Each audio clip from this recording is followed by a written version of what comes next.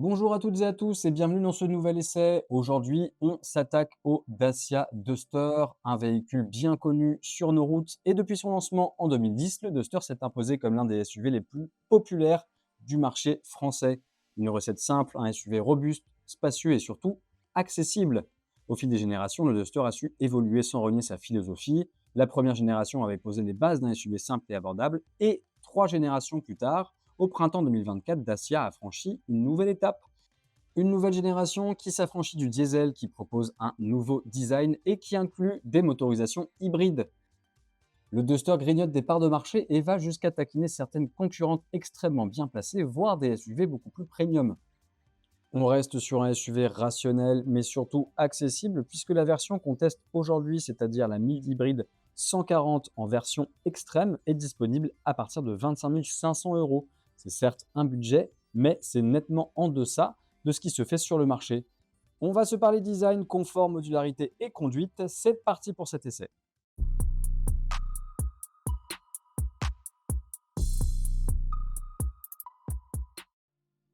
Au premier regard, cette troisième génération du Dacia Duster affiche une nette évolution dans son style. Le SUV roumain adopte un design beaucoup plus moderne tout en conservant ce qui fait son identité, c'est-à-dire un look robuste et clairement orienté vers l'aventure.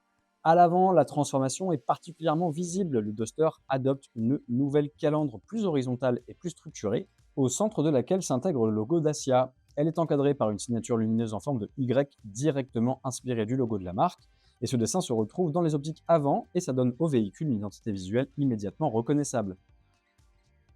Sur cette finition extrême, certains détails viennent renforcer cette personnalité baroudeur. On a des rétroviseurs extérieurs qui adoptent une teinte brun cuivré, c'est la signature spécifique de cette version. Et on retrouve également plusieurs inserts plastiques sur la carrosserie, c'est des inserts texturés pensés pour mieux résister aux petits chocs et aux projections. Cette impression est renforcée par des jantes de 17 pouces Tergan noires qui participent clairement à l'allure robuste du modèle. Jantes qui reprennent notamment la forme Y qu'on retrouve sur les signatures lumineuses et sur le logo. Les contours de roue sont nettement renforcés avec des protections épaisses qui soulignent les passages de roue et accentuent l'aspect tout-terrain. De profil, la silhouette apparaît plus imposante et légèrement rehaussée. Le Duster conserve ses proportions simples et efficaces, mais la nouvelle génération gagne en présence sur la route. Le haillon a été retravaillé avec des lignes plus géométriques, une surface plus sculptée, on a même un pare-choc arrière qui est très visible, presque apparent, ce qui renforce encore ce côté utilitaire et aventurier. Et la signature lumineuse en Y se retrouve également à l'arrière, ça crée une vraie cohérence stylistique avec la face avant. Enfin, le Duster conserve un élément très apprécié des utilisateurs, les barres de toit, qui renforcent la praticité du véhicule. Elles permettent bien évidemment de transporter facilement des équipements supplémentaires, mais elles participent aussi à l'image du SUV prêt à quitter la route si nécessaire. Le résultat final reste fidèle à l'esprit du Duster, un design simple, robuste et fonctionnel, clairement orienté vers l'aventure et les usages du quotidien. Un style qui ne cherche pas à être spectaculaire, mais qui assume pleinement le côté baroudeur et pratique dans la continuité de ce qui a fait le succès du modèle depuis plus de 10 ans. À bord du Dacia Duster Extreme, l'habitacle avant reste simple et fonctionnel. Face au conducteur, on a un volant multifonction qui fait face à un écran numérique de 7 pouces. Au centre de la planche de bord, l'écran tactile de 10,1 pouces regroupe les fonctions multimédia et la navigation. La planche de bord, au dessin horizontal, intègre des aérateurs en forme de Y. Et puis, côté passager, la présentation reste sobre avec quelques inserts brun cuivrés propres à la finition extrême. Enfin, les sièges avant reçoivent une sellerie résistante pensée pour un usage quotidien et un peu plus outdoor. Si quelques efforts ont été faits côté déco et aménagement, on n'en reste pas moins sur un SUV pratique à visée purement fonctionnelle. On passe tout ça au crible dans la séquence qui suit. Dans l'habitacle avant de ce Dacia Duster en finition extrême, on a un habitacle qui est plutôt agréable. Alors, on reste sur les marques de fabrique Dacia. Donc, on va avoir cette dalle au milieu, écran qui rappelle un petit peu l'Open Air Link. On n'est pas sur les systèmes de Renault, attention, avec un affichage qui fonctionne très très bien, on en reparlera après. Le volant marche très très bien aussi, il est super ergonomique. On a quelques commandes qui fonctionnent vachement bien, les régulateurs de vitesse, etc., les appels, micro, bref, une fois qu'on a synchronisé le téléphone sur l'écran, tout marche impeccable. Et puis, assez agréable, on a encore des petits boutons physiques. Alors ça, c'est vraiment la signature Renault Dacia. Et donc ça, c'est plutôt agréable. Là, on est sur une manuelle, donc on a le levier de vitesse classique et on a finalement pas mal de petits espaces. On a une prise allume-cigare à l'ancienne, on a 2 prises USB-C ici pour charger les téléphones. Et nous, c'est vrai qu'on préfère le filaire qui est toujours un peu plus fiable que les bornes sans fil. En cas de panne, c'est beaucoup plus pratique. Au niveau de la sellerie, eh ben, elle est plutôt agréable cette sellerie sur cette finition. On a donc un biton avec le logo Dacia. Les sièges sont assez confortables. Alors on a ces petits renforts baquets qui sont évidemment réglables côté passager comme côté conducteur. Mais voilà, donc c'est assez sécurisant. C'est pas trop mou, c'est pas trop dur. Alors effectivement, sur peut-être un niveau de finition supérieur, on aurait préféré un Alcantara ou un revêtement tissu pour qu'on ait une accroche un peu plus sympa. Mais voilà, on est quand même bien assis. Moi, j'aimais juste un petit bémol. Je trouve que le pare-brise est assez petit, en fait. Alors après, moi, j'ai une position de conduite assez haute. J'aime bien quand on domine bien la route, mais c'est vrai que vu compte tenu de la taille du véhicule, c'est quand même un véhicule qui est assez haut, on aurait aimé avoir un pare-brise un peu plus large, en tout cas un peu plus grand. Mais bon, ça passe quand même. Au niveau définition, et ben voilà, c'est quand même assez. Moi, je trouve qu'on reste sur quelque chose d'assez classique. Alors, c'est pas, on n'est pas sur une voiture haut de gamme du tout, mais voilà, il y a des petits efforts sur la déco. On reste sur du plastique, hein. C'est assez creux, ça reste des plastiques durs, mais bon, ça ne gêne ni le confort ni la conduite. Et puis moi je trouve que Dacia on fait quand même un effort, et on l'avait déjà vu sur le Bigster à l'époque, sur voilà des petits voilà, on retrouve, hein, la signature du logo sur les aérations, et je trouve que mine de rien ça apporte ce petit côté tech assez plaisant.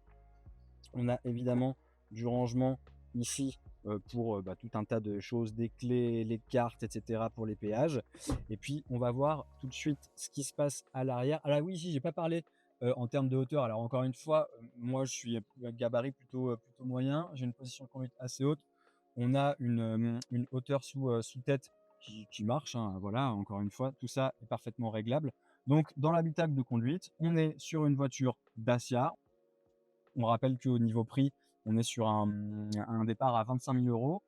Pour une finition de ce style, c'est très très bien placé sur le marché. Et voilà, ça fait l'habitacle avant fait le boulot.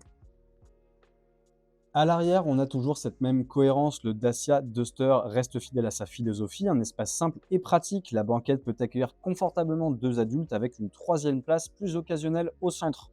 L'habitabilité reste correcte pour le segment et la présentation reprend les matériaux robustes de l'avant, pensés pour un usage quotidien. Et si on jette un petit coup d'œil à l'habitacle arrière maintenant, eh bien, il y a plutôt de l'espace dans cet habitacle. Donc là, je suis côté conducteur. Il y a largement la place. Encore une fois, moi, gabarit moyen à 1m75, il y a de la place au niveau des genoux. Et pourtant, le siège est pas mal reculé. Donc ça, c'est plutôt un point positif. On est sur une banquette 3 places, alors qui est rabattable, fractionnable en 60-40. Je pense que en termes de place aux épaules, alors il faudra faire le test à 3, mais en tout cas à 2 personnes, il y a largement la place, la question n'est pas là. Même au niveau de l'empattement ici et de la place au niveau des épaules par rapport à la portière, il y a la place. On retrouve évidemment les niveaux de finition, les mêmes petits décors que ce qu'on a à l'avant. Et là, je n'avais pas fait gaffe quand on est rentré, mais il y a un petit porte-manteau, voilà. Il y a la même chose de l'autre côté. Donc voilà, c'est des petits détails qui peuvent faire un petit peu la différence. Au niveau de la garde-toit, eh ben, c'est ultra satisfaisant. Il n'y a pas de problème pour des gens, je pense, de toute taille. Niveau confort des sièges, c'est pas mal aussi. C'est assez maintenant.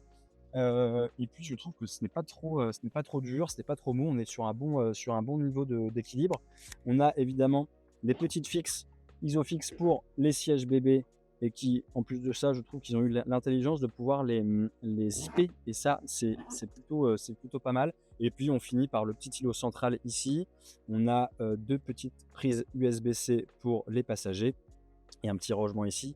Pas de climatisation, par contre, ou d'aération à l'arrière. C'est un peu dommage. Mais voilà, en tout cas, il y a de la place. Ça a l'air confortable. Maintenant, il faut voir à l'usage et sur les longs trajets. Au niveau du coffre et au niveau du chargement, eh bien, on remarque que le seuil a été légèrement abaissé par rapport aux versions précédentes, ce qui facilite le chargement d'objets encombrants. Quant au volume, on est sur 430 litres en disposition classique, c'est-à-dire avec les banquettes relevé et le cache-bagages positionné. Si on enlève tout ça et si on rabat les banquettes, on arrive à un volume total de 1609 litres, ce qui est tout à fait correct pour le segment. Il y a mieux, il y a moins bien. Néanmoins, le Duster reste tout à fait compétitif par rapport à la concurrence. On aurait simplement aimé quelques petits rangements supplémentaires. Et maintenant, on se parle conduite avec des sensations vraiment très agréables sur cette nouvelle génération du Dacia Duster. Ça va, Lucie? Oui, et toi? Eh ben ça va super. On va se faire un petit test du coup de la conduite de ce Duster nouvelle génération en finition extrême. Alors là, on est sur une version mild hybride 140 chevaux. On va voir un petit peu ce que ça donne. On va envoyer ça en motorisation essence. On va passer sur l'hybride aussi pour voir un petit peu comment ça se passe. On va commencer avec un mode éco, tant qu'on n'est pas trop sur de la route. En tout cas sur de la route à grande vitesse. Et puis voilà, on va essayer de passer par des routes un petit peu accidentées, voir si la finition extrême porte bien son nom. Et on va voir ça. Alors c'est parti. Donc là, je me suis mis en mode éco. On rappelle qu'on est sur une manuelle, ce qui est plutôt appréciable pour ce type de finition. Maintenant, voilà, on va voir ce que ça donne à l'usage. Alors l'embrayage, il est un petit peu capricieux. Il ne faut pas trop pousser sur la première. Voilà, mais sinon, mis à part ça, ça se passe plutôt bien. Là, on est sur une route un petit peu accidentée. Toi, Lucie, tu te sens comment là? Plutôt bien, les sièges sont confortables, donc c'est pas mal. Ok, bah, moi je suis assez d'accord avec toi. Je trouve que on est sur des sièges qui sont assez enveloppants. Et puis, bah, mine de rien, voilà, là, c'est un petit peu accidenté, mais on n'est pas sur une route complètement chaotique non plus. Mais voilà, les suspensions font un peu moins, je trouve que ça ne trompe pas trop. Non, c'est pas mal. Ouais, donc on va voir ça. Là, on a une belle météo, on a une belle lumière, donc on a des conditions de conduite qui sont nickel. Moi, je réitère un petit peu ce que je disais par contre sur la présentation de la Pitac, c'est que je trouve vraiment que le pare-brise est petit. C'est vrai, moi ça me dérange pas spécialement niveau côté passager. Ouais. Après, Bah ouais, je sais pas moi. Alors après, c'est peut-être parce qu'on a testé des voitures ces derniers temps qui étaient un peu plus larges et on avait un peu plus de visibilité. Mais ça gêne absolument pas la conduite, hein. Attention, c'est vraiment juste une préférence personnelle. Voilà, donc là on est sur des petites routes de campagne. On est limité à 50. Donc il n'y a pas encore moyen de voir si il y a suffisamment de patates dans cette finition, dans cette motorisation hybride. On arrive sur une petite route, on va pouvoir se lancer un peu plus. Pas trop non plus. Alors là, on est limité à 80. Tac. Bon, les rapports, ils se passent bien quand on est lancé, il n'y a pas de problème. On a 6 vitesses. Sur ce Duster. Donc voilà, c'est pas mal. On peut les passer relativement vite. Hein. Ça, c'est assez classique. Mais même à 30, vous pouvez rouler en 4e sans aucun problème. Ça fait cette économie de carburant, c'est pas plus mal. Voilà. Et puis là, en plus, avec ces petites routes de campagne, c'est quand même pas mal. Il y a une belle lumière. Alors, évidemment, en 6e, là je suis en 6e, hein, je suis à 60 km/h. On n'accélère plus, hein, forcément, le moteur tourne moins. En revanche, on maintient la cadence. Là, on était sur une petite montée et ça bouge pas. Ça, c'est plutôt bien. Donc là, on est reparti. On a enlevé le mode éco et effectivement, on sent plus la différence. Ouais, on sent clairement la différence. On a plus de patates. Là, je passe en 4e. Je suis à 60 km/h. On est sur une route limitée à 90. Donc, on va monter. On va voir. Hop, passage 5e, il n'y a pas de problème. Une belle accélération, hein, franchement, et pourtant je suis pas du tout pied au plancher, mais ça monte vite. Voilà. Ouais. Non, franchement, effectivement, dès qu'on enlève le mode éco, on retrouve un peu plus de patates. Donc, tout ce qui est insertion sur les voies rapides, insertion sur les autoroutes, ou même juste pour avoir un petit peu plus de conduite un peu plus péchou, ça marche plutôt bien. Alors là, on fait une petite marche arrière pour se ranger. Effectivement, l'embrayage, il est là, j'ai calé 2 fois. Alors je me défends, ce n'est pas un défaut de conduite, Simplement qu'effectivement, l'embrayage est assez capricieux. Mais bon, ça, c'est un coup à prendre. C'est de toute façon l'apanage de toutes les manuels, hein, c'est que il faut s'habituer. Toutes les voitures sont différentes là-dessus. Si on parle du coup navigation embarquée, donc on a cette dalle. Le seul petit bémol, moi je trouve, c'est qu'il faut connecter le téléphone pour avoir ne serait-ce qu'un GPS.